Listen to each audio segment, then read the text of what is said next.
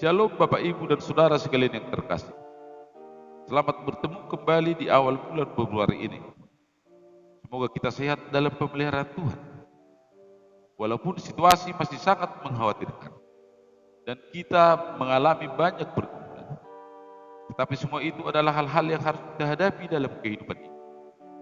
Kita percaya bahwa Tuhan tidak akan pernah meninggalkan kita.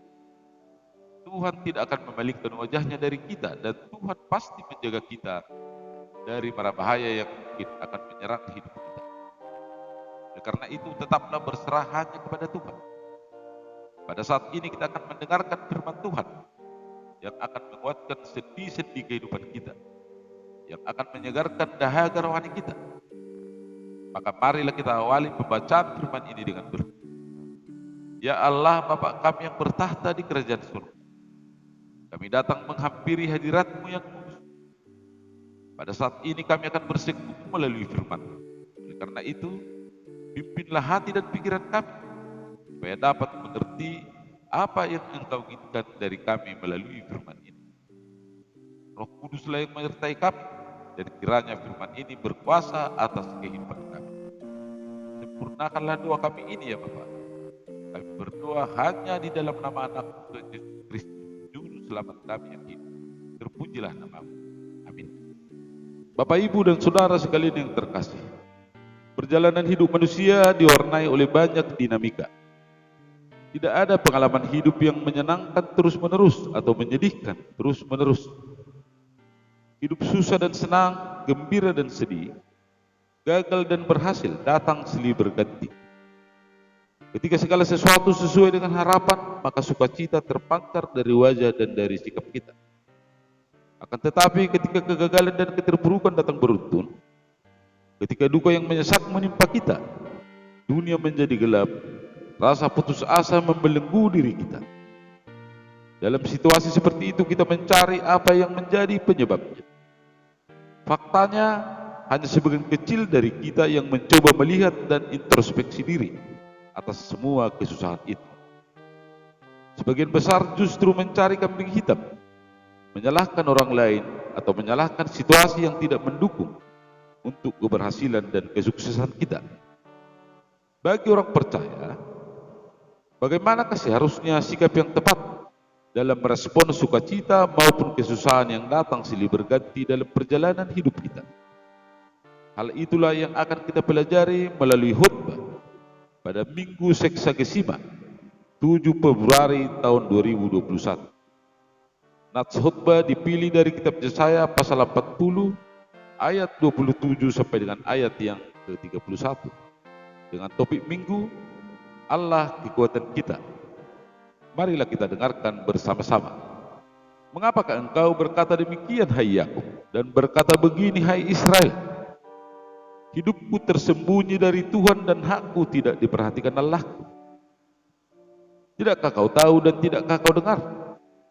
Tuhan ialah Allah kekal yang menciptakan bumi dari ujung ke ujung.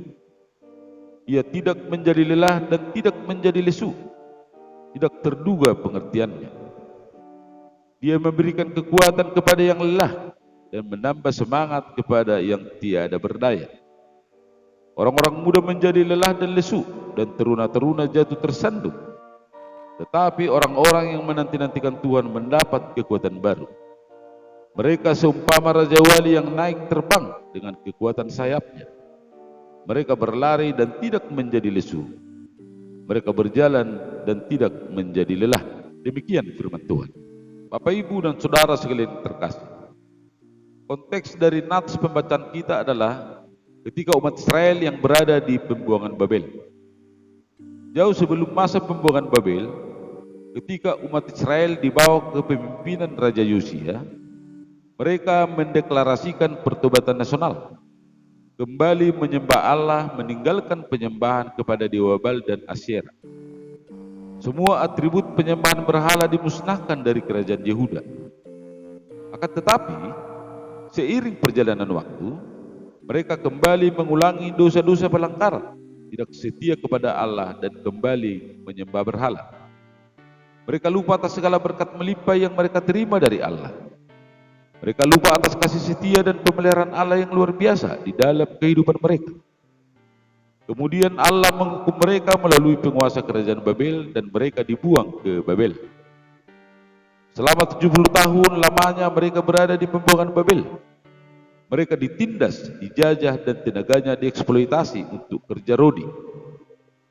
Harga diri mereka sebagai umat pilihan hancur berkeping-keping.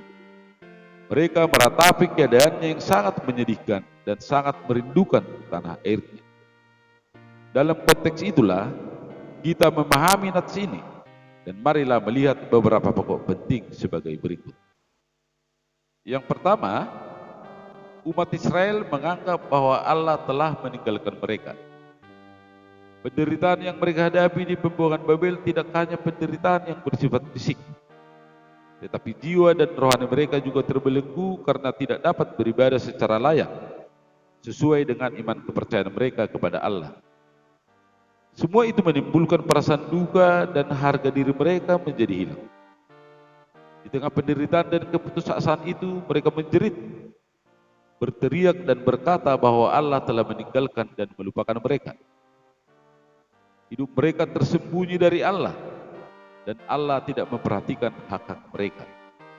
Dengan kata lain, mereka mempertanyakan kehadiran Allah di tengah penderitaan yang mereka alami. Yang kedua, sesungguhnya Allah tidak meninggalkan mereka. Melalui Nabi Yesaya, Allah memberikan penghiburan dan pengharapan sekaligus mengingatkan umat Israel tentang siapa Allah yang mereka sembah itu. Nabi Yesaya mengingatkan kepada mereka tentang Allah yang Maha Besar, pencipta langit, bumi dan segala isinya. Allah adalah yang Maha Kasih, yang tidak pernah meninggalkan ciptaannya. Oleh karena itu, sekalipun umat Israel mengalami penderitaan dan kesusahan, mereka tidak boleh patah semangat dan putus asa. Mereka harus bertahan dalam pengharapan yang teguh, menanti pertolongan Allah dengan sabar dan tekun. Allah adalah sumber kekuatan dalam menghadapi segala kesulitan, sebab Allah akan memberikan kekuatan kepada yang lelah dan menguatkan orang yang tidak berdaya. Dan yang ketiga, Allah menjanjikan pemulihan. Nabi Yesaya mengingatkan umat Israel di pembuangan Babel supaya mereka menyerahkan segala pergumulannya hanya kepada Allah. Dengan berserah dan mempercayakan diri kepada Allah, maka umat Israel akan mendapat kekuatan baru yang melimpah. Ilustrasi tentang bagaimana sikap yang tepat dalam menanti pertolongan Allah digambarkan seumpama burung rajawali yang bisa bertransformasi, mempertahankan diri dan membarui diri setelah melewati fase yang penuh kesulitan dengan menahan rasa sakit dan rasa lapar. Setelah fase yang amat sulit itu, burung rajawali akan mendapatkan kekuatannya kembali. Dia akan terbang tinggi melintasi angin yang kuat, terbang sepanjang hari tanpa merasa lelah. Oleh karena itu, apapun kesulitan umat Israel, mereka harus meminta pertolongan dari Allah, sabar menanti pertolongan Allah, dan jangan pernah memutuskan hubungan dengan Allah. Bapak, Ibu, dan Saudara sekalian yang terkasih dalam nama Yesus Kristus, pesan penting dari firman ini untuk kita pada masa sekarang ini adalah sebagai berikut. Yang pertama, jangan tawar hati atas penderitaan yang kita alami. Beratnya pergumulan hidup sering membuat kita kecewa dan putus asa. Beban pikiran yang banyak mengakibatkan fisik kita menjadi lemah dan membuat kita jatuh sakit. Kesulitan ekonomi juga berakibat kepada keterbatasan kita dalam hidup bersosial, menjauh dari persekutuan dan bahkan meninggalkan kegiatan-kegiatan di gereja. Kita merasa bahwa bersekutu tidak lagi memberikan manfaat, dan bahkan kita sudah meninggalkan persekutuan kita dengan Tuhan. Kita menjadi apatis. Terlebih lagi di masa pandemi COVID-19 ini, ketika banyak dari kita yang kehilangan anggota keluarga, famili, dan sahabat. Ketika kita juga terpapar oleh COVID-19, sehingga harus dirawat dalam waktu yang cukup lama. Semua mendukakan hati dan sangat menakutkan. Kita menjerit, kita meratap, mencari di mana Tuhan pada masa kedukaan ini. Tetapi kita tidak boleh putus asa dan tawar hati. Kita tidak boleh berhenti berharap, melainkan harus terus-menerus memohon pertolongan dari Tuhan. Firman ini mengingatkan kita untuk menghitung hari-hari di mana begitu banyak berkat Tuhan yang sudah kita terima dalam hidup ini. Rancangan Tuhan adalah rancangan damai sejahtera. Sehingga baik di situasi suka maupun di situasi duka, kita tidak boleh terpisah dari Tuhan. Yang kedua, menantilah dalam doa dan bersiaplah menerima kejutan dari Tuhan. Di tengah pergumulan berat yang kita hadapi, firman ini mengajar kita untuk tekun berdoa, memohon pertolongan dari Tuhan dan menanti dengan sabar atas jawaban dari doa kita itu. Doa adalah salah satu perlengkapan untuk memastikan kehendak Tuhan. Ada kalanya kita memperoleh jawaban, tetapi kadang-kadang tidak sama sekali. Ada kalanya setelah berdoa kita menjadi tenang dan rasa optimis menguasai kita. Tetapi juga sering setelah berdoa berulang kali, perasaan kita tetap bimbang dan gelisah. Kita merasa Tuhan seakan-akan diam, ungkap 1000 bahasa. Kita menganggap bahwa Tuhan sudah memalingkan wajahnya, tidak peduli dengan jeritan hati kita. Apabila kita mengalami hal seperti itu, apa yang akan kita lakukan? Firman Tuhan sebagaimana tertulis di 1 Tesalonika pasal 5 ayat 17 berkata, tetaplah berdoa. Demikian firman Tuhan. Memang Tuhan tidak selalu memberi jawaban dengan segera. Oleh karena itu, sabarlah menanti. Bahkan jika Tuhan belum juga menjawab doa kita, maka kita harus berdoa lebih tekun lagi dan nantikanlah kejutan dari Tuhan. Apapun jawaban Tuhan, itulah yang terbaik bagi kita. Dan yang ketiga, jangan takut sebab Tuhan adalah kekuatan kita. Marilah menyadari bahwa kehidupan ini tidak mungkin lepas dari ragam persoalan, kesulitan, penderitaan, dan pergumulan. Kita tidak mungkin menghindarinya. Marilah merubah cara berpikir kita. Sikap orang beriman bukan merengek meminta supaya dijauhkan dari persoalan, dijauhkan dari kesulitan maupun dari beragam pergumulan hidup. Sikap orang beriman adalah memohon kekuatan dari Tuhan supaya disanggupkan menghadapi seluruh masalah. Tuhan adalah kekuatan kita, dan dengan mengandalkan Tuhan yang Maha Kuasa itu, kita menjadi seumpama burung Raja Wali yang terbang tinggi di angkasa mengatasi guncangan angin, bertahan hidup melawan rasa sakit dan rasa lapar, sabar menanti untuk mendapatkan kekuatannya kembali. Bapak, Ibu, dan saudara-saudara sekalian yang terkasih dalam nama Yesus Kristus, di akhir khutbah ini sekali lagi kita diingatkan untuk tetap mendekatkan diri kepada Tuhan, mengandalkan kekuatan yang dari Tuhan dan mempercayakan hidup hanya kepadanya.